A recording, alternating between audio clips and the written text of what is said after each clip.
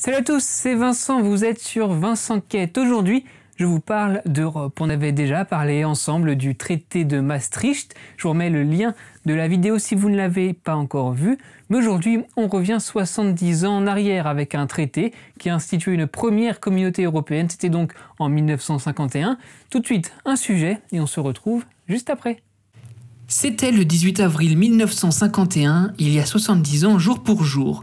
La Belgique, la France, l'Italie, le Luxembourg, les Pays-Bas et la RFA signaient le traité de Paris, créant ainsi la communauté européenne du charbon et de l'acier pour une durée de 50 ans, un acte fondateur de l'Europe unifiée telle que nous la connaissons aujourd'hui. Un an après la déclaration Schuman, ces 6 pays européens acceptent ainsi de mutualiser leur production d'acier et de charbon qui sert entre autres l'industrie de l'armement, une production unique entre la France et l'Allemagne notamment pour permettre d'éviter un nouveau conflit armé. L'Europe connaît donc ses débuts avec une construction économique à laquelle ne participe pas le Royaume-Uni. De cette première impulsion vont naître d'autres projets, certains seront avortés et d'autres mèneront à l'Europe d'aujourd'hui, l'Union européenne.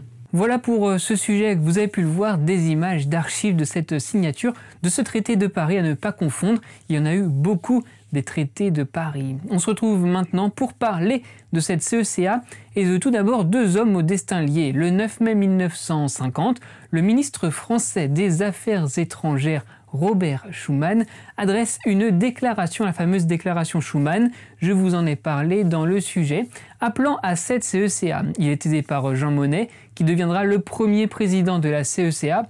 Ils font partie des pères de l'Europe et c'est d'ailleurs, petite parenthèse, le 9 mai en hommage qu'a célébré la journée de l'Europe, fin de la parenthèse. Mais comment elle fonctionne cette CECA ? La production de charbon et d'acier des 6 pays est placée sous une autorité commune supranationale, la Haute Autorité tout simplement composée de 9 membres. C'est un système nouveau qui s'installe de nature fédéraliste, c'est-à-dire une institution supérieure aux États membres.